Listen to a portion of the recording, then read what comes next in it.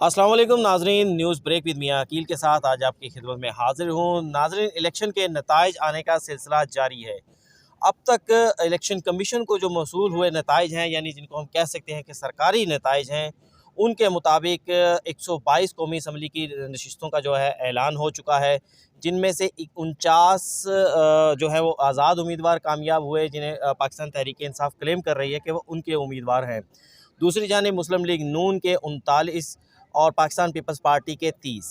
तो नाज़रीन, इस के हवाले से हम बात करेंगे। सबसे पहली बात तो ये है कि कल जब इलेक्शन का इख्तिताम हुआ तो उसके बाद फ़ौरी तौर के ऊपर तकरीबन कल शाम 3 घंटे के बाद 5 बजे ये इख्तिताम हुआ। 3 घंटे के बाद एक सोशल मीडिया के ऊपर वावेला खड़ा कर दिया गया कि पाकिस्तान तहरीक इंसाफ जीत चुकी है, पाकिस्तान तहरीक इंसाफ जो है वो मैदान मार चुकी है।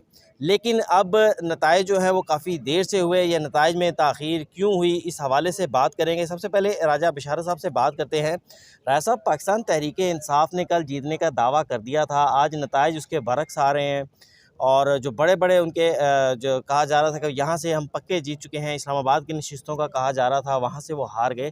क्या कहते हैं आप? बिस्मिल्लाहिर्रहमानिर्रहीम। बहुत शुक्रिया मियाँ साहब। ये जो बात आपने की कि दावा किया गया था, इसमें मैं समझता हूँ कि कोई गलत दावा नहीं था। कल इस्लामाबाद के तीनों जो हलके हैं वहाँ पर आप भी गए होंगे, मैं भी तीनों तीनों हलकों के मुख्तलिफ पोलिंग स्टेशन का मैंने विज़िट किया और फिर मैंने वापस वहाँ देखा ये चीज़ कि जो पोलिंग जो पीटीआई के हमायत याफ्ता उम्मीदवार थे, उनके पोलिंग कैंप जो थे वहाँ पर लोगों का बहुत बड़ा रश था। और फिर उसके बाद रात को आपके पास भी वो फार्म 45 आए होंगे, हमारे पास भी फार्म 45 आए हैं, जिसमें वाज़िया तौर पर इस्लामाबाद के तीनों हलकों में पाकिस्तान तहरीक इंसाफ के हमायत याफ्ता उम्मीदवार जो है वो 20-20, 25-25 हज़ार वोटों की लीड से आगे जा रहे थे। वो निजी टीवी चैनल जितने भी चला रहे थे वो फार्म 45 के साथ रिजल्ट जो है वो चला रहे थे और यहाँ पर तमाम उम्मीदवारान जो हैं, जिस तरह ये शुएब शाहीन है जिनके मुकाबले में डॉक्टर तारक फजल चौधरी जीते, उनके पास फार्म 45 सारे मौजूद हैं। शायद 2-4 चंद वो कह रहे थे कि मेरे पास नहीं है, लेकिन 50,000 की लीड है, वो कह रहे हैं कि मेरे पास मौजूद है। इस तरह अली बुखारी की लीड है, उसके बाद अमर मुगल 55,000 की लीड है। ये चीज़ें रात 11-12 बजे तक जो है ना वो तमाम टीवी चैनल भी चला रहे थे और हम भी इसको अच्छा, रिपोर्ट कर रहे थे। मैं उसी तरफ आ ये रहा कह रहे हूँ। हैं कि रात 11-12 बजे तक मैं उनके उसी पास तरफ तमाम नताइज आ चुके थे। नहीं, नेता फार्म फार्म 45 फार्म आ 45 चुके आ थे। चुके थे, लेकिन इलेक्शन कमीशन ने तो मैं पहला मैं नतीजा शायद रात मैं साढ़े उसी 3 बजे तरफ आ अनाउंस रहा हूँ किया। मियाँ साहब, मैं उसी तरफ आ रहा हूँ। हुआ ये कि कल 3 बजे से लेकर मैं सुबह 5 बजे तक यहाँ इस इलेक्शन कमीशन ऑफिस में जहाँ हम बैठे हुए हैं, मैं यहाँ सुबह 5 बजे तक रहा। कल ये हुआ कि 3 बजे यहाँ मैं आया तो ये बताया गया जी कि 6 बजे तक कोई भी रिज़ल्ट जो है वो सरकारी तौर पर अनाउंस नहीं किया जाएगा। टीवी चैनल तो अपने ज़राए से जो उनके रिपोर्टर फील्ड में थे वो ऐलान कर रहे थे, लेकिन 6 जब हुए तो 7 बजे यहाँ पर एडिशनल डायरेक्टर है जो यहाँ के, वो यहाँ अंदर आए। उन्होंने कहा जी कि हम जो है वो आधे घंटे तक जो है वो रिज़ल्ट अनाउंस करेंगे। लेकिन जो इलेक्शन एक्ट है उसके मुताबिक 10 बजे तक यहाँ पर चीफ इलेक्शन कमीशनर की तरफ से डेडलाइन दी गई थी कि 10 बजे तक हमने पहला हतमी नतीजा जो है ना वो अनाउंस करना है। उसके बाद 12 बजे तक ऑलमोस्ट तकरीबन 70-40% 70-80% जो है रिजल्ट है वो अनाउंस करने हैं। लेकिन फिर ये कहा गया कि जो उसकी डेडलाइन थी वो 2 बजे तक तमाम जो हल्के थे उनके रिजल्ट अनाउंस करने हैं। और ये 7 जो इलेक्शन एक्ट का कानून है उसके मुताबिक ये है कि सुबह 10 बजे तक, इस वक्त देखें 22 से 24 घंटे हो चुके हैं वो पोलिंग ख़त्म हुए, और कल आज सुबह 10 बजे तक ये इलेक्शन एक्ट का कानून है कि जो रिजल्ट आर देर से अनाउंस करेगा उसको रीज़न बतानी होगी कि ये इसकी ताख़ीर की क्या वजह हुई। लेकिन यहाँ पर रात को एक और बड़ी दिलचस्प बात हुई। यहाँ पर मगरिब के बाद जो चीफ इलेक्शन कमिश्नर हैं, ये तैयब साहब साथ बैठे हुए हैं, इनको भी पता है, ये भी यहाँ मौजूद थे। मगरिब के बाद चीफ इलेक्शन कमिश्नर में नमाज़ पढ़ के बाहर आया तो यहाँ से ये जो गाड़ी, ये जो उनकी वो अपने पूरे लाओ लश्कर के साथ गाड़ी आई, यहाँ से वो गए। तकरीबन 6 बजे मगरिब होती है, 6:30 पौने 7 के दरमियान वो गए और रात को 12 सवा 12 बजे वो वापस आए। ये 5 घंटे का जो टाइम है, जो वक़्त है, ये उन्होंने कहाँ गुज़ारा, इस पर क्वेश्चन मार्क है। और फिर ये राजा साहब, ये तो अब वक्त के साथ ही पता जी। चलेगा कि ये 5 घंटे उन्होंने कहाँ गुजारे। लेकिन तैयब बलोच साहब, पाकिस्तान मुस्लिम लीग नून ने दावा किया है कि वो जनाब वो 100 से ज़ायद सीटें जीत चुके हैं, सादा अक्सरियत हासिल कर चुके हैं। तो और दूसरी जानिब पाकिस्तान पीपल्स पार्टी के हवाले से भी मैं आपसे बात करूँगा, क्योंकि पाकिस्तान पीपल्स पार्टी सिंध के हवाले से आप मामलात पे काफ़ी ज़्यादा अबूर रखते हैं। आप ये बताइए कि सिंध ने जो है वो सिंध के अंदर पाकिस्तान पीपल्स पार्टी ने क्लीन स्वीप किया, केपीके में पीटीआई के आज़ाद उम्मीदवारों ने क्लीन स्वीप कर लिया। अब उसके बाद भी ये कहना दुरुस्त है कि इलेक्शन जो है वो रिग हो गए, धांधली हो गई? देखें, इलेक्शन जो है वो नतायज में धांधली ज़रूर हुई है, मैनिपुलेशन हुई है। देखो, ये आम सी बात है, ये मैं नहीं बल्कि अब तो इंटरनेशनल ऑब्जर्वर भी यही कह रहे हैं। और इवन कि मैं आज एक किसी दोस्त की मुझे कॉल आई बाहर से, तो वो मुझे कह रहा था कि यार मैं एक इंटरनेशनल न्यूज़ ऑर्गेनाइजेशन के रूम में बैठा हुआ हूँ, पाकिस्तानी था, तो कहते हैं यार यहाँ पे हमारे पाकिस्तानियों का मजाक उड़ाया जा रहा है कि यार ये कैसा मुल्क है, क्या ऐसे इंतखाबात होते हैं, इतना टाइम हो गया, रिज़ल्ट नहीं आ रहे, और जो पहले रिज़ल्ट आए उसके बाद अब जो रिज़ल्ट आ रहे हैं वो कितने मैनिपुलेटेड है। तो उन्होंने कहा दुनिया कहाँ पहुँच चुकी है, और आर्टिफिशियल इंटेलिजेंस का दौर है, और पाकिस्तानी अभी तक अपने इंतखाबात को साफ़ और शफाफ तक नहीं बना सके। तो ये तो बात है, मैनिपुलेशन हुई। अच्छा छोड़े, पाकिस्तान मुस्लिम लीग नून दावा कर रही है कि जिन्होंने सादा अक्सरियत ले ली। बात यह है कि अस्करियत के साथ उन्होंने अक्सरियत ली, ये तो तयशुदा है। और दूसरा ये है कि वो सादा अक्सरियत क्या, वो जिस तरतीब से रिज़ल्ट आ रहे हैं ना, मुझे डर है कि कहीं वो 2/3 पे ही ना चले जाए। बात ये है कि यार हम देख रहे हैं कि मैं विटनेस हूँ, मैं मुजफ्फरगढ़ जनूबी पंजाब में मेरे हलके से पाकिस्तान पीपल्स पार्टी के उम्मीदवार जीते हुए थे, भारी अक्सरियत से उनको भी हरा गया। अच्छा, मैंने कुछ थोड़ी देर पहले मुझे रात को पता चल गया था नहीं, जब ये धांधली सिंध के अंदर और केपीके के अंदर नहीं हुई? हाँ, अब ये बात जो आप कह रहे हैं ना कि सिंध के अंदर और केपीके में धांधली नहीं हुई, मुझे आप ये बताएं कि रोज़ सिंध वाले तो फौरी पहुंच गए, दूर दराज इलाका है, सब कुछ है। लाहौर वाले और पिंडी वाले, अगर ये पिंडी वाले, ये इस्लामाबाद वाले, शुएब शहीन का भी रिजल्ट आ रहा है, वो अगर पैदल भी चलते तो रात पहुंच चुके होते। ठीक है ना? तो ये क्या चीज़ है वहाँ पे जहाँ पे देखिए नून लीग मुझे ये बताएं कि सिंध में कैसे धांधली होती? नून लीग तो है ही नहीं सिंध में, उसको कैसे जितवाते? धांधली तो हो रही है नून लीग को जितवाने के लिए। और देखिए इससे बड़ी धांधली क्या होगी कि नवाज शरीफ का हल्का NA 130 जिसमें उसको जितवाया गया, जो कि रात वो हार चुका था, बुरी तरीके से हार चुका था, उसको जितवाया गया। और कैसे जितवाया गया? लेकिन नवाज शरीफ मानसेरा में हारा भी तो है ना, अब ये भी तो देखें। सर, नवाज शरीफ मानसेरा में तो उसने वैसे नहीं जीतना था। देखिए इसके अलावा भी NA 130 का मैं एक बड़े जर्नलिस्ट की बात करता हूँ, वो जो क्या नाम है, मुझे अब उसकी खैर उनका नाम नहीं जहन में आ रहा, उन्होंने तो कहा था कि ये लाहौर से भी नहीं जीत सकेगा, इसको वोट भी नहीं पड़ेंगे, और वाकई वो उसको वोट नहीं पड़े। उसके बाद क्या होता है कि सुबह जब रिजल्ट आना है, सुबह जो है वो उसका RO चेंज हो जाता है मेडिकल ग्राउंड के ऊपर। यार NA 130 का RO चेंज हो गया, एकदम चेंज हो गया।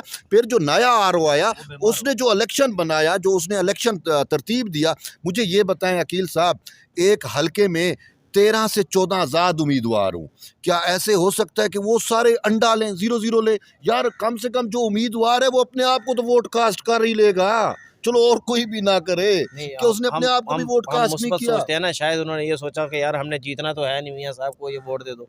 तो कितना मुस्बत सोचें, मुस्बत सोच के तो हमारा और जमहूरियत का भी बेड़ा गर्क। और मैं ये कहना चाह रहा हूँ कि अब ये एक बहुत बड़े पैमाने पे धांधली हुई है। अच्छा मुझे ये बताएं कि इलेक्शन कमीशन का EMS सिस्टम, ठीक है, किसी दौर में RTS बैठा था, अब EMS बैठ गया। मुझे याद है, अच्छा IT जो DG IT हैं उनकी ब्रीफिंग मेरे पास पड़ी है, और वो कैमरे के ऊपर भी मौजूद हैं, मतलब शॉट्स भी मौजूद है। वो कह रहे हैं कि ये हमारा ऐसा सिस्टम है कि जो बग़ैर इंटरनेट के चलता है, और इसमें ऑफलाइन भी डाटा एंट्री होती है, पता नहीं क्या कुछ उसने बतलाया। फिर बहाना क्या बनाया कि जी वो नेट डाउन हो गया था, ठीक है ना, जबकि खुद चीफ इलेक्शन कमीशन यहाँ पे यूरोपीय मुबस्सिरीन को इंश्योर कर रहे हैं कि जी इंटरनेट डाउन भी है तो भी हमारा जो RTS सिस्टम है वो EMS सिस्टम है वो काम करता है, लेकिन वो सिस्टम ही सारा बैठ गया। अब वो बैठ नहीं गया, असल में उनकी एक्सपेक्टेशन जो तवक्कुआत बिठाया गया, चीज़ें इस वजह से थी कि वक्त हमें मिले और हम चीज़ों को मैनेज कर ले। और फिर मुझे ये बताए कि रात को अच्छा एक फेक न्यूज़ चलाई जाती है कि आसिफ अली जरदारी जो है वो इस्लामाबाद पहुँच गए हैं। आसिफ अली जरदारी आज सुबह 11:30 से 12 बजे जो है वो इस्लामाबाद पहुँचे हैं, लेकिन रात फेक न्यूज़ फैला दी गई वो एक तवज्जो हटाने के लिए, जबकि मुलाकात शहबाज शरीफ की कहीं और पे किसी के साथ हुई, जिसके बाद उसने मेरे उसके मुताबिक, मैं दावा नहीं कर रहा, लेकिन जो मुझे नज़र आ रहा है, मेरी दनिस्त में मेरी राय है कि उन्होंने एक लिस्ट दी कि इस लिस्ट के मुताबिक हमें रिज़ल्ट चाहिए और उसी लिस्ट के मुताबिक अब जो है वो रिज़ल्ट मुरतब नहीं जी, तैयब बलोच साहब ने तो लिस्ट का इल्ज़ाम लगा दिया। राजा साहब ये बताएं कि नून लीग के बड़े बड़े बुर्ज उलट गए, ख्वाजा साद रफ़ीक इलेक्शन हार गए, मियाँ जावेद लतीफ़ इलेक्शन हार गए, और फिर भी उन पर धांधली का इल्ज़ाम कि यार ये धांधली से जो जीत रहे हैं थोड़ी बहुत सीटें अगर वो जीते हैं। अभी तक के जो नताइज आए हैं आप देखें, 112 में से आज़ाद उम्मीदवार यानी जिन्हें कहा जा रहा है कि पीटीआई के उम्मीदवार हैं वो आगे जा रहे हैं, फिर भी धांधली। यानी आप चाहते, आपका कहना ये है कि नून लीग बिल्कुल 0/0 जा रही थी। मियाँ साहब ये बात नहीं है, अगर आप फिर फ्री एंड फेयर इलेक्शन करवाते ना, ये तो जो पाकिस्तान तहरीक इंसाफ के हमारे याफ्ता उम्मीदवार थे या पाकिस्तान तहरीक इंसाफ थी, इन्होंने तो जबर के साए में जो है ना वो इस आखिरी बाल तक आए। उनका कायद तो कहता था कि मैं आखिरी बाल तक लड़ूंगा। ये बात ये है कि आपने कहा कि ये जो फलां लोग हार गए, मियाँ जावेद लतीफ़ हार गया, अपना नाम लिया, बर्जिस ताहिर का नाम लिया, साद रफ़ीक का नाम लिया, इस तरह ख्वाजा आसिफ के बारे में कहा जा रहा है, ये लोग हार गए। अब ये बात ये है कि ये मैं तैयब साहब की बात से जो है इत्फाक करता हूँ। कुछ लोगों को जानबूझकर जो है वो इस तरह के हराया गया। एक ये भी है कि नून लीग के अंदर अब देखिए कि वो तमाम लोग साइड लाइन पर हो गए जो शरीफ ख़ानदान के ख़िलाफ़ बोलते थे, जो किसी न किसी जगह बात करते थे कि हम इस बादशाहत को, इस ग़ुलामी को, ख़ानदानी बादशाहत को हम नहीं मानेंगे, हम किसी की ग़ुलाम नहीं है। उन तमाम लोगों को साइड लाइन पर कर गया। लाहौर में अब मुझे ये बताएं मियाँ साहब कि लाहौर में एक ऐसा शख्स है जिसे रॉयल अस्कर कहते हैं, वो कभी इलेक्शन हारा ही नहीं 85 से लेकर इस वक्त तक। वो एक ऐसे मतलब गुमनाम आदमी, आप खंबा कह लें यार, उससे वो इलेक्शन हार गया।